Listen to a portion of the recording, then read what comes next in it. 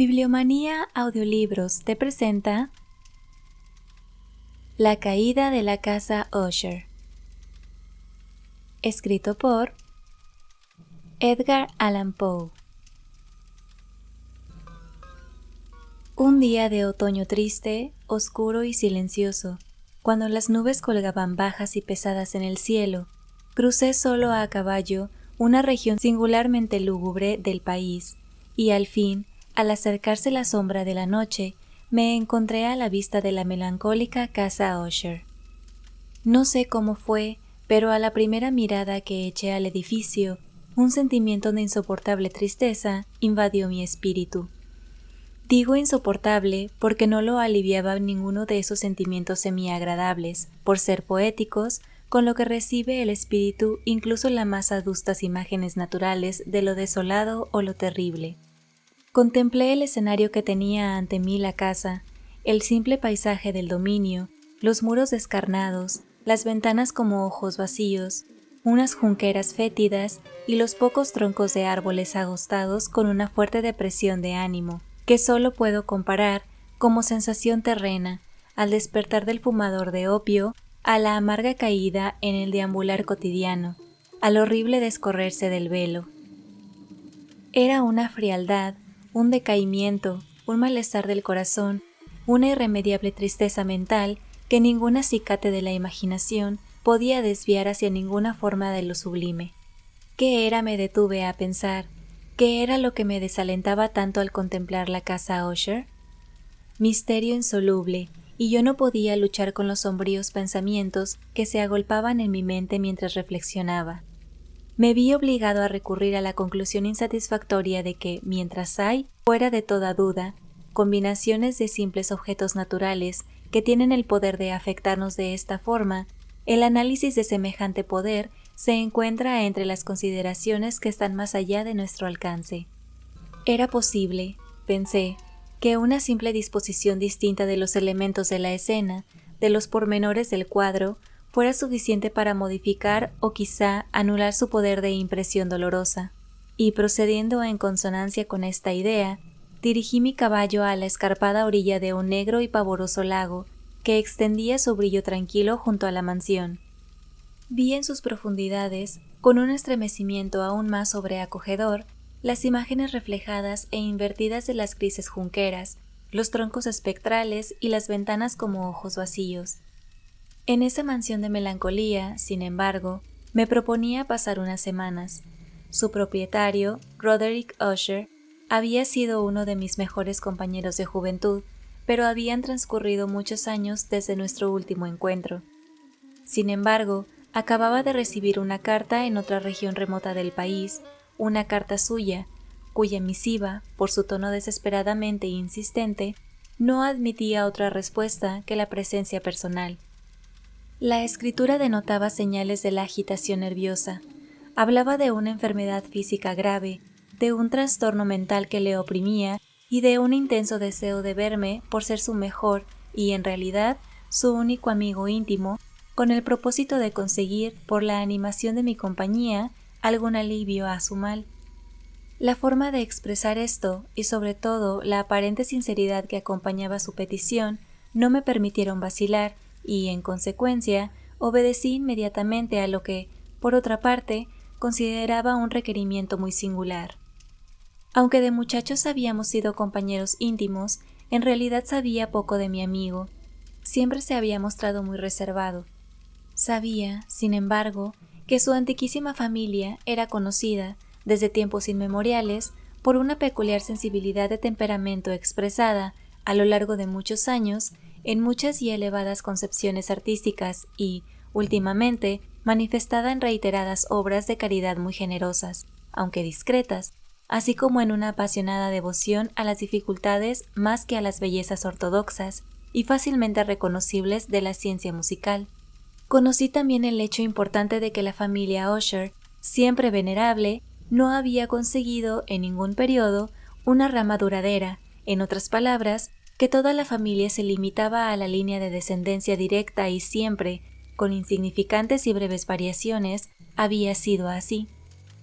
Esta ausencia, pensé, Mientras repasaba mentalmente la perfecta consonancia del carácter del lugar con el que distinguía a sus moradores, especulando sobre la posible influencia que la primera, a lo largo de tantos siglos, podía haber ejercido sobre los segundos, esta ausencia, repito, de ramas colaterales y la consiguiente transmisión constante de padre a hijo del patrimonio junto con el nombre, era la que al fin había identificado de tal manera a los dos como para fundir el título originario de dominio en el extraño y equívoco nombre de Casa Usher, nombre que parecía incluir, entre los campesinos que lo empleaban, la familia y la mansión familiar.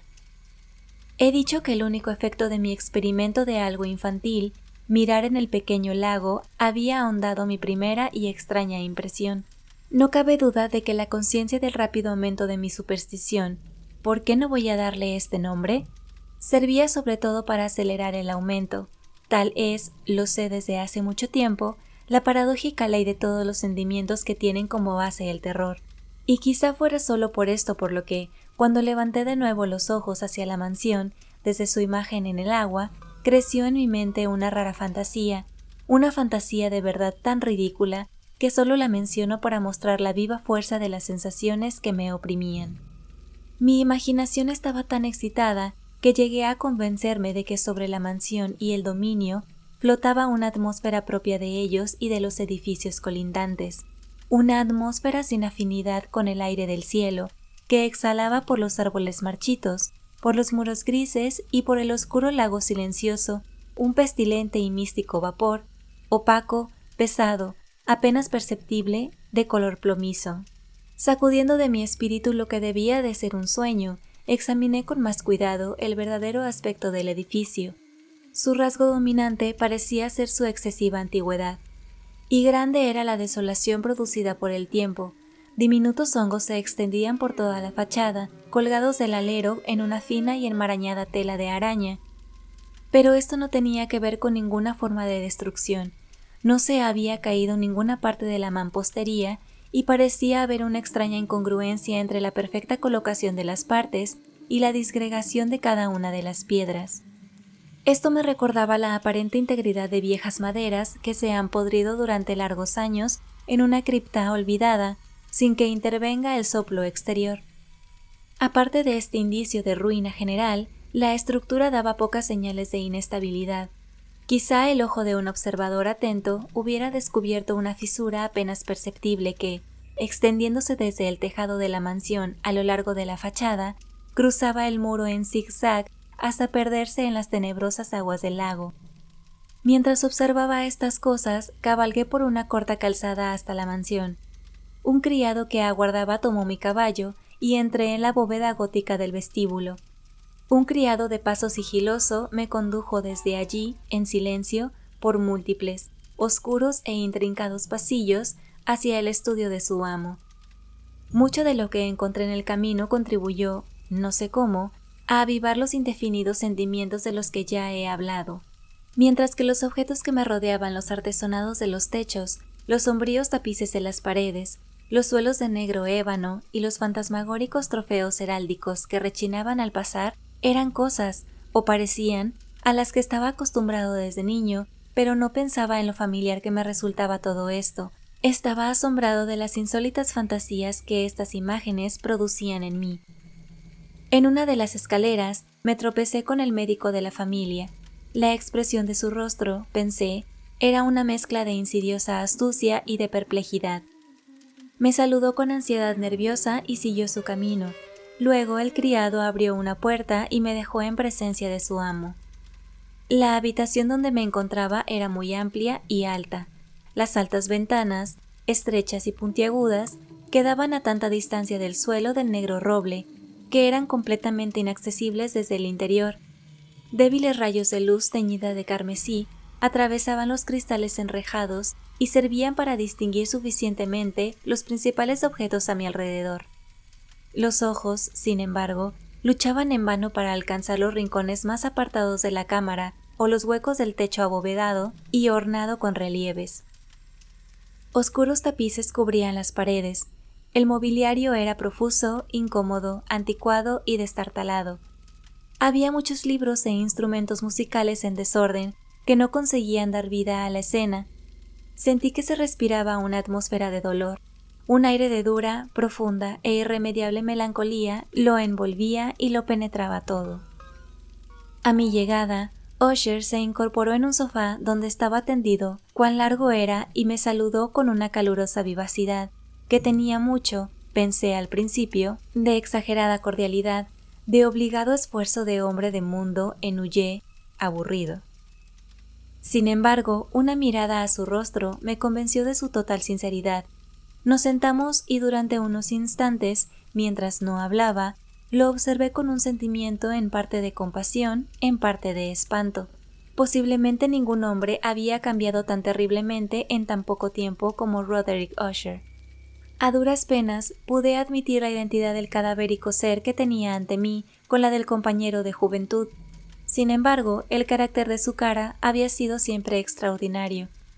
La tez cadavérica, los ojos grandes, líquidos e incomparablemente luminosos, los labios algo finos y muy pálidos, pero de una curvatura insuperablemente hermosa, la nariz de delicado tipo hebreo, pero con aletas amplias, más abiertas de lo que era normal, la barbilla finamente modelada, reveladora, en su falta de prominencia, de una escasa energía moral, los cabellos más finos y ralos que una tela de araña. Estos rasgos y el excesivo desarrollo de la zona frontal constituían una fisionomía muy difícil de olvidar. Y ahora la simple exageración del carácter predominante de estas facciones y de su expresión habitual revelaban un cambio tan grande que llegué a dudar de la persona con la que estaba hablando. Y la palidez espectral de la piel, el brillo milagroso de los ojos, destacaron sobre todo lo demás e incluso me aterraron. El fino cabello, además, había crecido descuidadamente y, como en su desordenada textura de telaraña, flotaba en lugar de caer a los lados de la cara. Me era imposible, incluso haciendo un esfuerzo, relacionar su enmarañada apariencia con una idea de simple humanidad. En el comportamiento de mi amigo me impresionó encontrar incoherencia, inconsistencia, y pronto descubrí que era motivado por una serie de débiles e inútiles esfuerzos por sobreponerse a una habitual ansiedad, a una excesiva agitación nerviosa. En realidad ya estaba preparado para algo de esa naturaleza, no menos por su carta que por reminiscencias de ciertos rasgos juveniles y por las conclusiones que deduje de su peculiar conformación física y de su temperamento. Sus gestos eran alternativamente vivaces y lentos, su voz pasaba rápidamente de una indecisión trémula, cuando su espíritu vital parecía totalmente en suspenso, a esa clase de concisión enérgica, a esa manera de hablar abrupta, pesada, lenta, hueca, a esa pronunciación gutural, densa, equilibrada, perfectamente modulada, que se puede observar en el borracho perdido o en el incorregible fumador de opio en los periodos de mayor excitación. Así me habló del objeto de mi visita, de su sincero deseo de verme y del consuelo que esperaba recibir. Abordó con bastantes detalles la naturaleza de su enfermedad. Era, dijo, un mal constitucional y familiar, para el cual desesperaba de encontrar remedio, una simple afección nerviosa, añadió inmediatamente que sin duda pasaría pronto. Se manifestaba en una multitud de sensaciones anormales. Algunas de estas, cuando las detalló, me interesaron y me confundieron, aunque quizás influyeran los términos que empleó y el estilo general de su relato. Sufría él mucho de una agudeza morbosa de los sentidos, apenas soportaba los alimentos insípidos. Solo podía vestir ropa de cierta textura, los olores de todas las flores le resultaban opresivos, hasta la luz más débil torturaba sus ojos, y solo pocos sonidos peculiares, y estos de instrumentos de cuerda, no le inspiraban horror. Vi que era un esclavo sometido a una suerte anormal de terror. «Moriré», dijo, «tengo que morir de esta deplorable locura. Así y no de otra manera me perderé. Temo los acontecimientos del futuro, y no por sí mismos, sino por sus resultados. Tiemblo cuando pienso en un incidente, incluso el más trivial, que puede actuar sobre esta intolerable agitación. No aborrezco el peligro, a no ser por su efecto absoluto, el terror. En este desaliento, en este lamentable estado, siento que más tarde o más temprano llegará el momento en que tenga que abandonar mi vida y razón a la vez, en alguna lucha con el siniestro fantasma, el miedo. Me di cuenta además, por los intervalos y por las insinuaciones interrumpidas y equívocas, de otro extraño rasgo de su estado mental. Estaba dominado por ciertas impresiones supersticiosas relativas a la mansión que ocupaba y de donde, durante muchos años, no se había atrevido a salir, supersticiones relativas a una influencia cuya supuesta energía describió en términos demasiado sombríos para repetirlos aquí. Influencia que algunas peculiaridades de la simple forma inmaterial de su mansión familiar habían ejercido sobre su espíritu, decía, a fuerza de soportarlas durante mucho tiempo. Efecto que el aspecto físico de los muros y las torres grises y el oscuro lago en que éstos se miraban había producido, a la larga, en la moral de su existencia. Admitía, no obstante, aunque con vacilación, que podía buscarse un origen más natural y mucho más palpable de la peculiar melancolía que le afectaba. La grave y prolongada enfermedad, el desenlace ciertamente cercano con la muerte de una hermana tiernamente amada, su única compañía durante muchos años, último y único pariente en la tierra. Su muerte, decía con una amargura que nunca podré olvidar, hará de mí, el indefenso, el frágil, el último miembro de la vieja estirpe de los Usher. Mientras hablaba, la señorita Madeline, así se llamaba, pasó lentamente por un lugar apartado de la cámara y, sin advertir mi presencia, desapareció. La miré con absoluto asombro, no desprovisto de miedo, y, sin embargo, me resulta imposible explicar estos sentimientos. Una sensación de estupor me oprimió, mientras mis ojos seguían los pasos que se alejaban. Cuando al fin una puerta se cerró tras ella, mi mirada instintiva y ansiosamente buscó el semblante del hermano, pero éste había hundido la cara entre las manos, y solo pude percibir que una palidez aún mayor se extendía por los dedos enflaquecidos, entre los cuales caían apasionadas lágrimas. Hacía tiempo que la enfermedad de la señorita Madeline había desconcertado a sus médicos. Una constante apatía, un cansancio gradual de su persona y frecuentes, aunque transitorios, accesos de carácter parcialmente cataléptico eran el habitual diagnóstico. Hasta entonces había resistido con firmeza a la opresión de su mal y se había negado a guardar cama, pero a la caída de la tarde de mi llegada a la casa se rindió, como me contó su hermano esa noche con inexpresable agitación, al aplastante poder destructor, y supe que la rápida visión que había tenido de su persona probablemente sería la última, ya que nunca más volvería a ver a la dama, por lo menos en vida. Después, durante varios días, ni Usher ni yo mencionamos su nombre, y en ese tiempo estuve ocupado en vehementes intentos para aliviar la melancolía de mi amigo. Pintábamos y leíamos juntos, o yo escuchaba, como en un sueño, las extrañas improvisaciones de su conmovedora guitarra. Y así, mientras una intimidad cada vez más estrecha me introducía sin reservas en lo más recóndito de su alma, iba adquiriendo con amargura la inutilidad de todo intento por alegrar un espíritu, cuya oscuridad, como una cualidad positiva, inherente, se derramaba sobre todos los objetos del universo físico y moral en una incesante radiación de melancolía. Siempre guardaré en la memoria las muchas horas solemnes que pasé a solas con el dueño de la casa Usher. Sin embargo, no conseguiré comunicar una idea del carácter exacto de los estudios o las ocupaciones en las cuales me envolvía, o cuyo camino me enseñaba. Una idealidad excitada, enfermiza, arrojaba un resplandor sulfúreo sobre todas las cosas. Sus largos e improvisados cantos fúnebres resonarán eternamente en mis oídos. Entre otras cosas, conservo dolorosamente en la memoria cierta rara perversión y amplificación del extraño aire del último vals de Von Weber, de las pinturas que nutría su laboriosa fantasía y cuya vaguedad crecía en cada pincelada, vaguedad que me producía un estremecimiento tanto más penetrante cuanto que ignoraba su causa. De esas pinturas, aún tengo sus imágenes nítidas ante mí. Sería inútil que intentase presentar algo más que la pequeña porción comprendida entre los límites de simples palabras escritas. Por la absoluta sencillez, por la desnudez de sus diseños, atraían la atención y la subyugaban. Si alguna vez un mortal pintó una idea, ese fue Roderick Usher.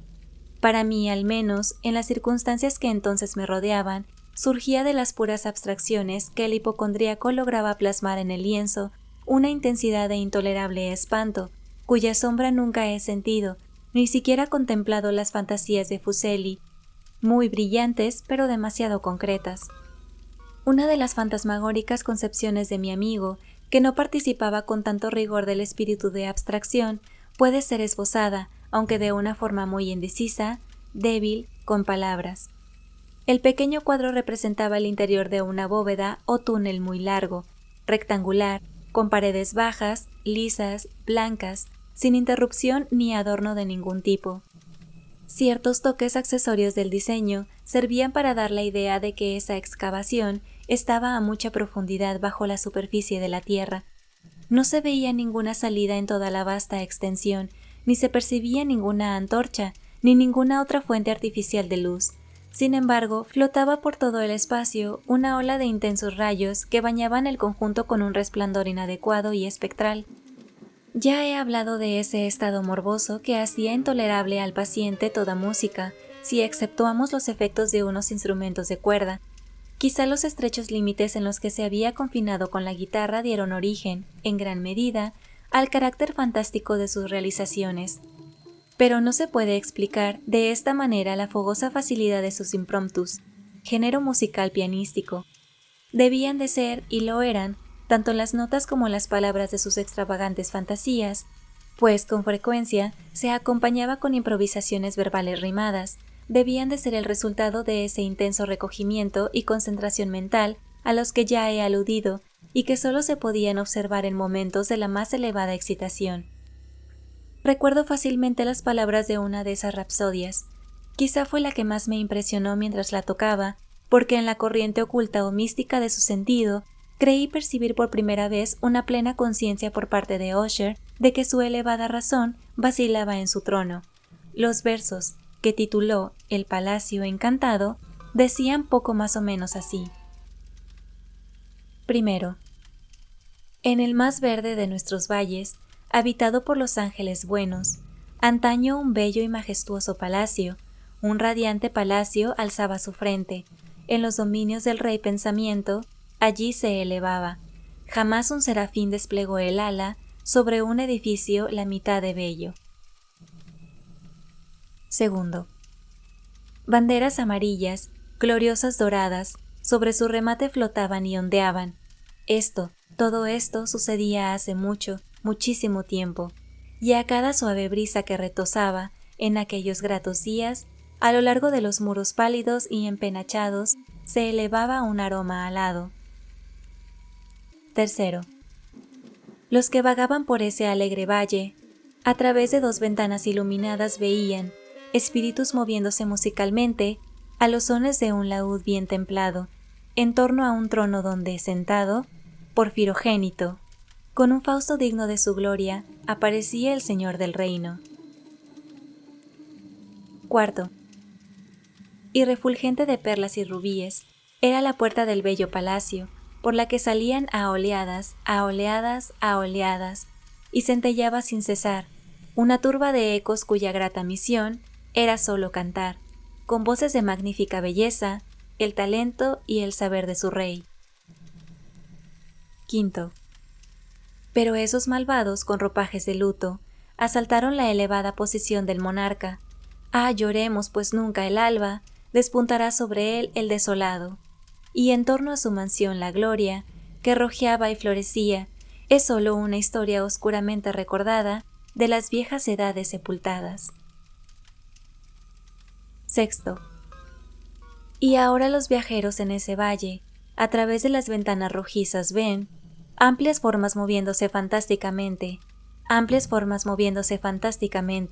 en una desacorde melodía, mientras cual un rápido y horrible río, a través de la pálida puerta, una horrenda turba se precipita eternamente, riendo, mas sin sonreír nunca más.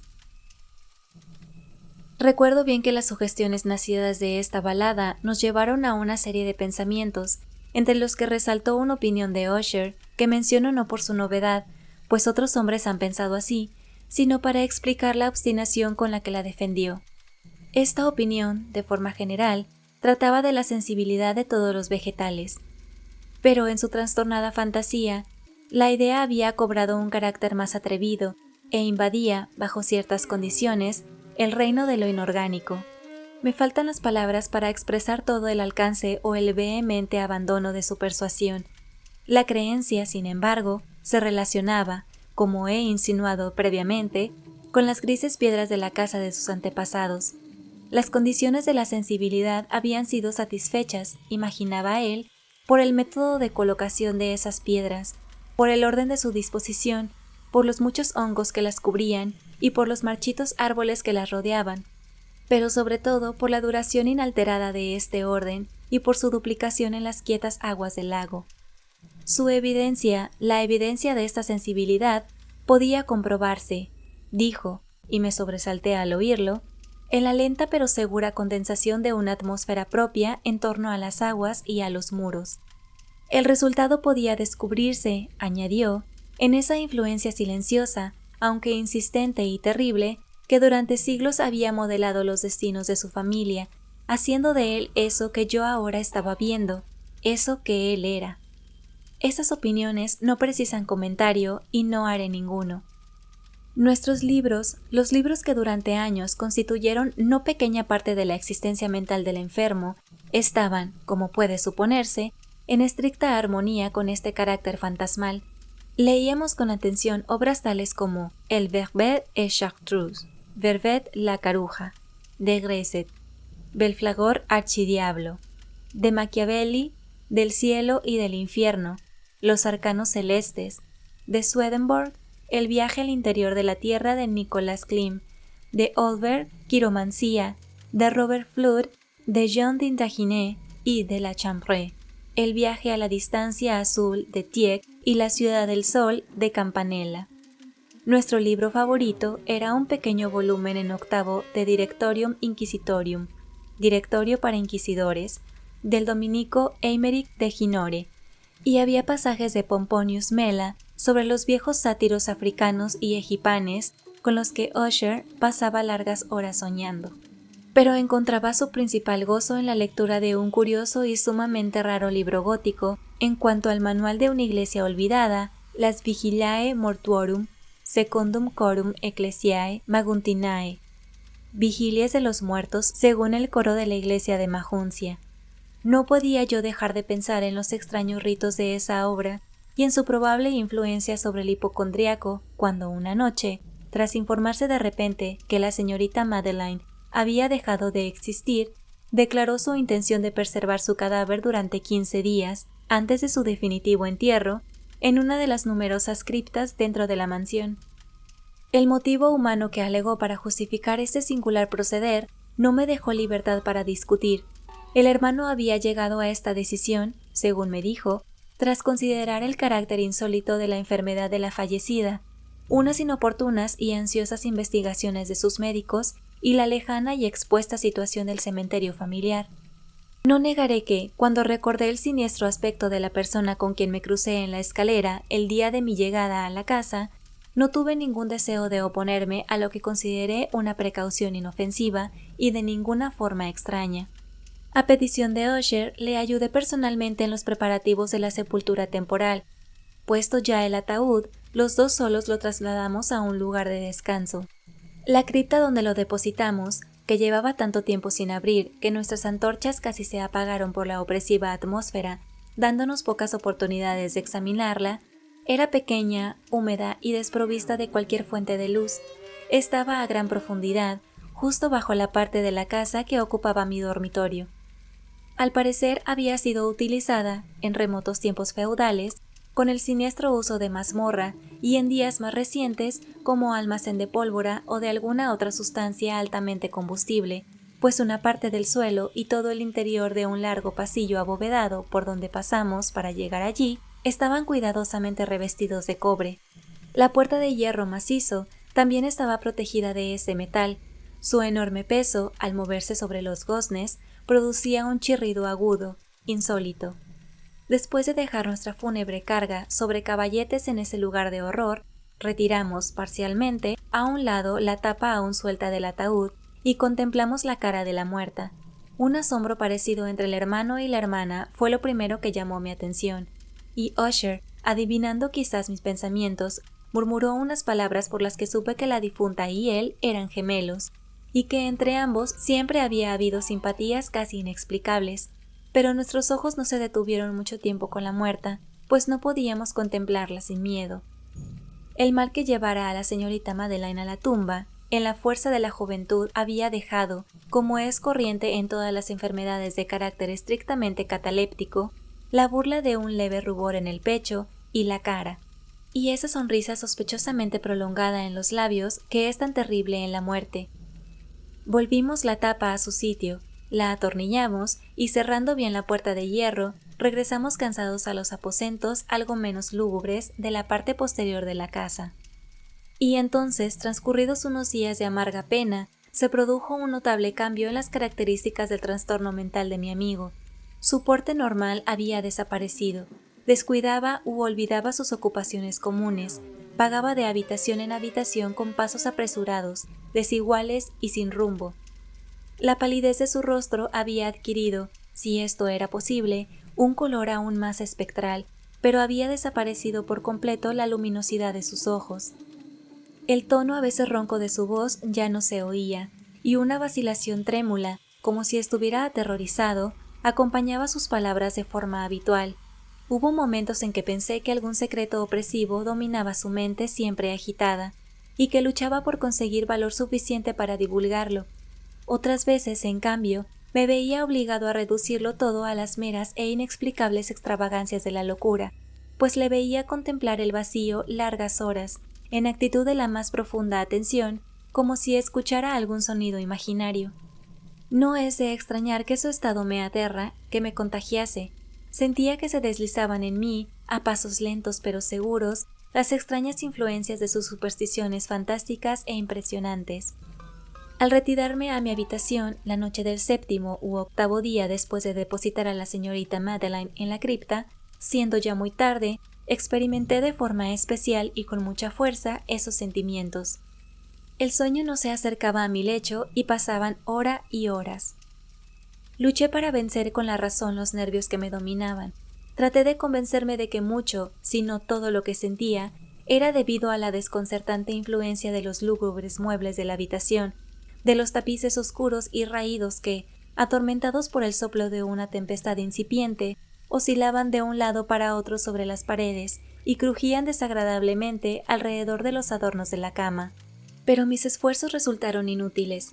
Un temblor incontenible invadía gradualmente mi cuerpo, y al final se instaló en mi corazón un íncubo, el peso de una alarma absolutamente inmotivada. Intenté sacudírmelo, jadeando, luchando, me incorporé sobre las almohadas, y mientras miraba ansiosamente a la intensa oscuridad de la habitación, presté atención, no sé por qué, salvo que una fuerza instintiva me impulsó a ciertos sonidos ahogados, indefinidos, que llegaban en las pausas de la tormenta, a largos intervalos, no sé de dónde. Dominado por un intenso sentimiento de horror, inexplicable pero insoportable, me vestí deprisa, pues sabía que no me iba a dormir esa noche, e intenté salir del lamentable estado en que me encontraba, paseando rápidamente de arriba abajo por la habitación. Había dado así unas pocas vueltas, cuando un suave paso en la escalera adyacente me llamó la atención. Pronto reconocí que era el paso de Usher. Un instante después llamó con un toque suave a mi puerta y entró con una lámpara.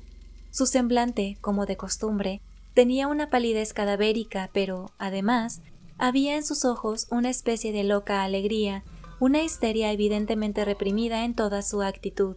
Su aire me dejó pasmado, pero todo era preferible a la soledad que había soportado tanto tiempo, y hasta acogí su presencia como un alivio. ¿No lo has visto?, dijo bruscamente, después de echar una mirada a su alrededor en silencio. ¿No lo has visto de verdad? Pues espera y lo verás. Y diciendo esto, protegió cuidadosamente la lámpara, se acercó a una de las ventanas y la abrió de par en par a la tormenta. La ráfaga de viento entró con tanta furia que casi nos levanta del suelo. Era en realidad una noche de tormenta, pero de una severa belleza, extrañamente singular en su terror y en su belleza.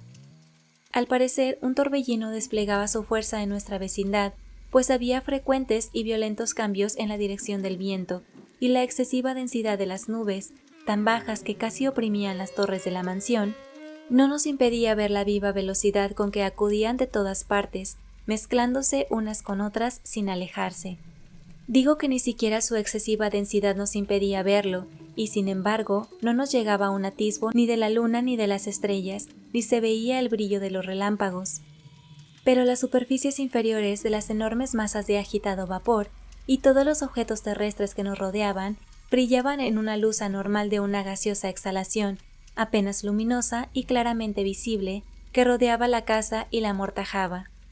«No debes mirarlo, no mires», dije, estremeciéndome, mientras con suave violencia apartaba a Usher de la ventana para llevarlo a una silla. Esos espectáculos que te confunden no son más que fenómenos eléctricos bastante comunes, o quizá puedan tener su origen en el miasma corrupto del lago. Vamos a cerrar esta ventana, el aire está frío y es peligroso para tu salud. Aquí tienes una de tus novelas predilectas. Yo la leeré y tú escucharás, y así pasaremos juntos esta noche terrible. El antiguo volumen que había agarrado era Mad Trist, Locura en 3 fases, de Sir Launcelot Canning, pero lo había calificado de libro favorito de Usher más por triste broma que en serio, pues, en realidad, hay poco en su verbosidad tosca y falta de imaginación que pudiera interesar a la elevada e ideal espiritualidad de mi amigo. Era el único libro que tenía a mano y alimenté una vaga esperanza de que la excitación que en ese momento agitaba al hipocondriaco podía encontrar alivio, pues la historia de los trastornos mentales está llena de esas anomalías, aun en las extremas locuras que iba a leerle. De haber juzgado, en realidad, la actitud exageradamente tensa y vivaz con que escuchaba, o parecía escuchar, las palabras del relato, podía haberme felicitado por el éxito de mi idea. Había llegado a esa parte bien conocida de la historia, cuando Ethelred, el héroe de Trist, después de sus vanos intentos de meterse por las buenas en la morada del eremita, intenta entrar por la fuerza. Ahí, como se recordará, las palabras de la narración son las siguientes. Y Ethelred, que por naturaleza tenía un corazón valiente y que, además, se sentía fortalecido por el poder del vino que había bebido, no esperó el momento de parlamentar con el eremita, que en realidad era un hombre de carácter obstinado y malo, sino que, sintiendo la lluvia en los hombros y temiendo el estallido de la tempestad, levantó decididamente su maza y a fuertes golpes abrió un hueco en las tablas de la puerta por donde meter su mano enguantada, y luego, tirando con fuerza hacia sí, rajó, rompió y destrozó de tal forma que el ruido de la madera seca y hueca retumbó en el bosque y lo llenó de alarma. Al terminar esta frase me sobresalté y me detuve un momento, pues me pareció, aunque enseguida concluí que mi excitada imaginación me había traicionado, me pareció que, desde algún lugar muy lejano de la mansión, llegaba confusamente a mis oídos algo que podía ser, por su parecido, el eco, aunque ahogado y confuso por cierto, del mismo ruido de rajar y destrozar que Sir Launcelot había descrito con tanto detalle. Fue sin duda alguna la coincidencia lo que me había llamado la atención, pues entre el batir de los marcos de las ventanas y los mezclados ruidos normales de la tormenta que seguía aumentando, el sonido en sí, con toda seguridad, no tenía nada que me interesara ni me molestara. Seguí leyendo la historia. Pero el buen campeón Ethelred pasó la puerta y se quedó muy furioso y sorprendido al no percibir señales del malvado eremita y encontrar, en cambio, un dragón prodigioso, cubierto de escamas, con lenguas de fuego, sentado en guardia delante de un palacio de oro con suelo de plata, y del muro colgaba un escudo de reluciente bronce con esta leyenda. Quien entre aquí conquistador será, quien mate al dragón el escudo ganará. Y Ethelred levantó la maza y golpeó la cabeza del dragón, que cayó a sus pies y lanzó su pestilente aliento con un alarido tan horrible y áspero, y a la vez tan penetrante, que Ethelred se vio obligado a taparse los oídos con las manos para no escuchar el horrible ruido, tal como jamás se había oído nunca hasta entonces. Aquí me detuve otra vez bruscamente, y ahora con un sentimiento de violento asombro, pues no podía dudar de que en esta ocasión había oído de verdad, aunque me resultaba imposible decir de qué dirección procedía, un grito insólito, un sonido chirriante, sofocado y aparentemente lejano, pero áspero, prolongado, la exacta réplica de lo que mi imaginación atribuyera al extranatural alarido del dragón, tal como lo describía el novelista. Oprimido, como sin duda lo estaba desde la segunda y más extraordinaria coincidencia, por 1000 sensaciones contradictorias, en las que predominaba el asombro y el pánico, conservé, sin embargo, la suficiente presencia de ánimo como para no excitar con ninguna observación la sensibilidad nerviosa de mi compañero. No estaba seguro de que hubiera advertido tales sonidos, aunque en los últimos instantes se había producido una evidente y extraña alteración de su apariencia. Desde su posición frente a mí, había hecho girar poco a poco su silla, de forma que ahora estaba sentado mirando hacia la puerta de la habitación, y por esto, solo en parte, podía ver yo sus facciones, aunque percibía que le temblaban los labios, como si murmurara algo inaudible. Tenía la cabeza doblada sobre el pecho, pero supe que no estaba dormido porque vi que tenía los ojos muy abiertos y fijos cuando le miré de reojo. El movimiento del cuerpo contradecía también esta idea, pues se mecía de un lado a otro con un balanceo suave pero continuo y uniforme. Tras haber notado rápidamente todo esto, reanudé la lectura del retrato de Sir Launcelot, que seguía así. Y entonces el campeón, después de escapar a la terrible furia del dragón, se acordó del escudo de bronce y del encantamiento roto, apartó el cadáver de su camino y avanzó con valor por el pavimento de plata del castillo hasta la pared donde colgaba el escudo, el cual en realidad no esperó su llegada, sino que cayó a sus pies sobre el suelo de plata con grandísimo y terrible fragor. Apenas había pronunciado estas palabras cuando, como si en realidad un escudo de bronce, en ese momento, hubiera caído con todo su peso sobre el piso de plata, percibí un eco claro, profundo, metálico y resonante, aunque aparentemente sofocado. Incapaz de dominar mis nervios, me puse en pie de un salto, pero el movimiento de balanceo rítmico de Usher no se interrumpió. Corrí apresuradamente hasta el sillón en el que estaba sentado. Sus ojos miraban fijamente hacia adelante y dominaba su persona una rigidez pétrea. Pero cuando posé mi mano sobre su hombro, un fuerte estremecimiento recorrió su cuerpo, una sonrisa infeliz temblaba en sus labios, y vi que hablaba con un murmullo bajo, rápido e incoherente, como si no advirtiera mi presencia. Inclinándome sobre él, muy cerca, bebí, por fin, el horrible significado de sus palabras. ¿No lo oyes? Sí, yo lo oigo y lo he oído. Mucho, mucho, mucho tiempo, muchos minutos, muchas horas, muchos días lo he oído, pero no me atrevía.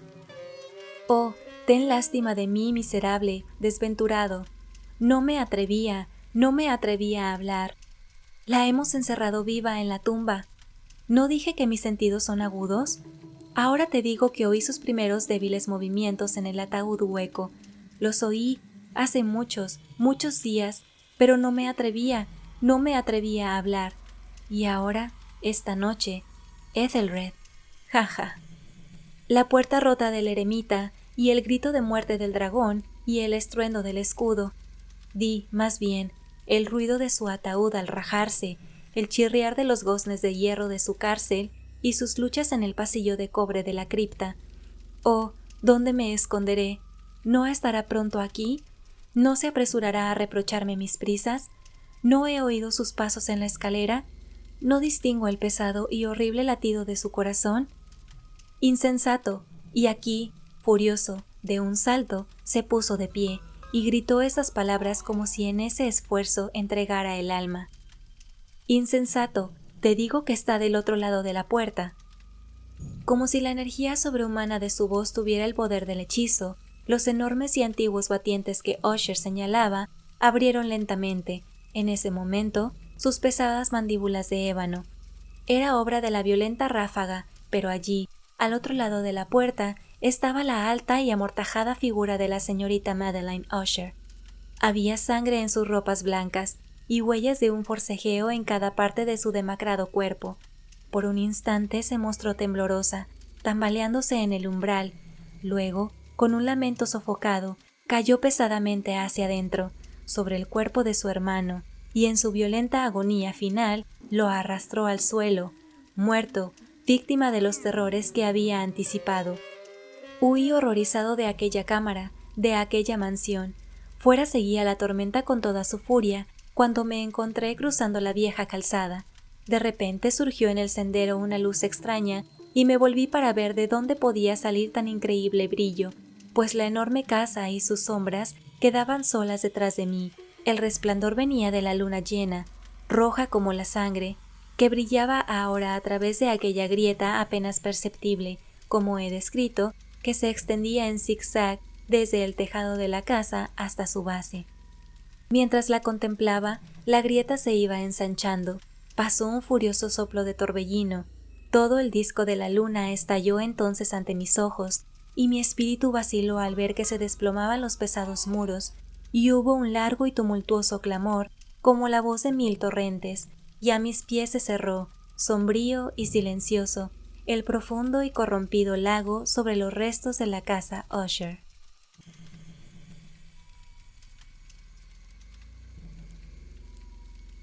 Si te ha gustado esta narración, suscríbete a este canal, regálanos un like y comenta. También puedes formar parte en nuestra página oficial de Facebook. Nos encuentras como Bibliomanía Audiolibros. Hasta la próxima, lectores.